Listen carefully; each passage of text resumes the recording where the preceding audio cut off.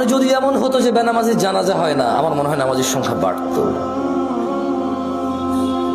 যদি এমন হতো বেনামাজির সাথে কেউ মেয়ে বিয়ে দিবে না, ছেলে বিয়ে দিবে না, আমার মনে হয় নামাজি বাড়তো।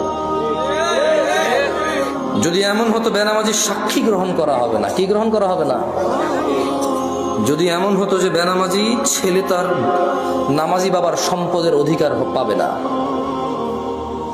তাইলে মনে হয় নামাজি বাড়তো। এগুলো আমি বলিনি, এগুলো মুহাম্মদ সাল্লাল্লাহু আলাইহি ওয়াসাল্লাম বলছে। বেনামাজি বেওয়ারিশ থাকে, কারো ওয়ারাসাত পায় না। বেনামাজি কি পায় না? নামাজির ওয়ারাসাত পায় না, পৈতৃক সম্পত্তি পায় না। যে ছেলে নামাজ পড়ে না তার বাপের সে পৈতৃক সম্পত্তি পায় না, ইসলামে সে পায় না। সে মারা গেলে তার জানাজার নামাজ হয় না।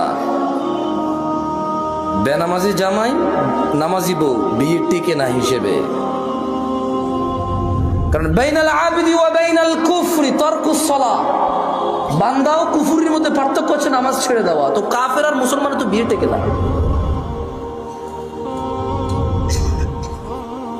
বাইনাল আবদি ওয়া বাইনাশ শিরকি ওয়াল কুফর তারকুস সালাহ, বান্দা শিরক আর কুফরের মধ্যে পার্থক্য হচ্ছে নামাজ ত্যাগ করা।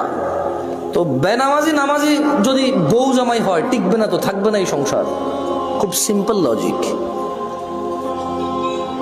আপনি যেদিন হাদিসকে এভাবে দেখবেন, ওই দিন আপনি মানুষ হতে পারবেন। আদারওয়াইজ ওয়াজ শুনতে পারবেন, জুমায় যেতে পারবেন, খুতবা শুনতে পারবেন, কিচ্ছু হবে না। আর আমার মতো লোকজন নিয়ে এসে, আমার থেকে উন্নত লোকজন নিয়ে এসে কতক্ষণ নিজের এলাকার সুনাম করতে পারবে? প্যান্ডেলে জায়গা হয় নাই রে, বিশাল বড় প্যান্ডেল, মানুষ আর মানুষ, হুজুর কাঁপায়া দিছে, ফাটায় দিছে। হ্যাঁ, এগুলো পারবে না, কিচ্ছু পারবেন না। ঠিক কিনা? এই ঠিক কিনা? যতবার কমো ততবার ঠিক করবেন আপনারা, অভ্যাস হয়ে গেছে।